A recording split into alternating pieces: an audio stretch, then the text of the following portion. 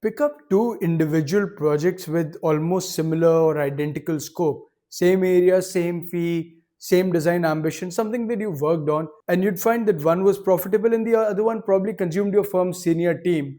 And the difference wasn't in drawings, right?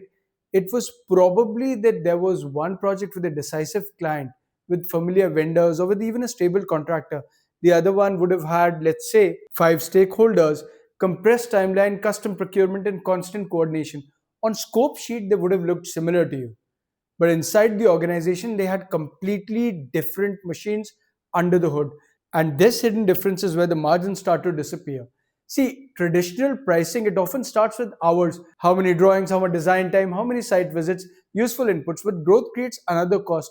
It's the cost tied with confusion. At five people, two people can solve a problem in 5 minutes. But when you have 25 people, the same issue would have to pass through a designer, a project lead, a principal, a consultant, a vendor, maybe a client before returning back to the designer. Nobody necessarily made a mistake. They were just trying to be more sure.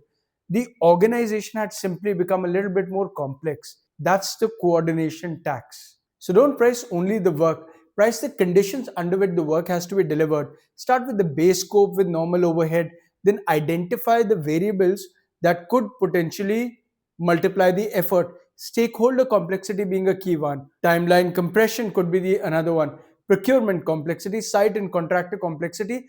All of these have to be handled commercially in different ways. Higher fee, separate management fee, additional services, or contractual triggers when a predefined condition, it actually occurs. See, what's the question that typically everyone asks? They ask, what is the count of hours that we'll need to deliver this project? Instead of that, next time ask, what could make the count of hours, the total effort, increase within the scope of this project? A late decision, a change specification, a compressed sequence, a new stakeholder, because this is where the margin risk tends to hide.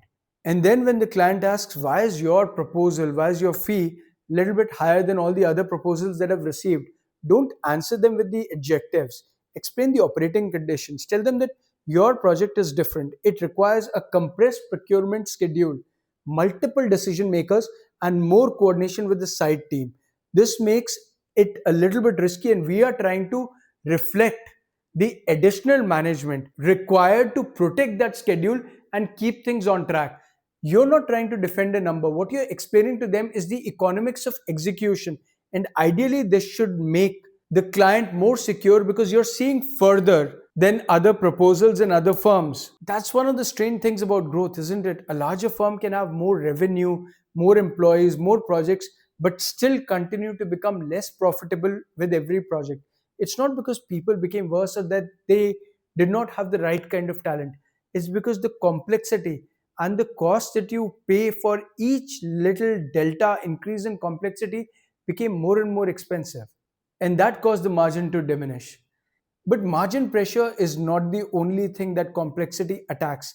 It can eventually attack the very reason clients choose you in the first place, your positioning. Your positioning might still say, let's say, design excellence, but can the organization reproduce that excellence when their founder or the core design team is not there in every room in every project? That's where positioning breaks down with scale. We'll see that in the next episode. Thank you.